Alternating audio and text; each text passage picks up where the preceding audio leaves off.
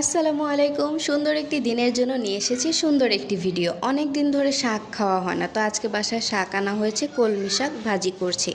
আরেক চুলায় আমি মাছ ভাজা বসিয়ে দিয়েছি, কাতলা মাছ, বড় কাতলা মাছ। এই মাছটা অনেক মজা খেতে।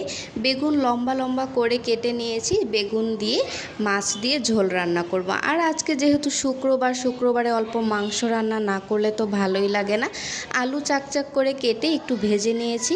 আরেকদিকে আমি মশলা কষানো শুরু করেছি, একদম লাল লাল করে সুন্দর করে কষিয়ে নিব। তারপরে এই যে ঝোলও দিয়ে দিচ্ছি, একটু ঝোল করেই রান্না করব। দেখুন তরকারির কালারটা যে মাশাআল্লাহ কি সুন্দর হয়েছে।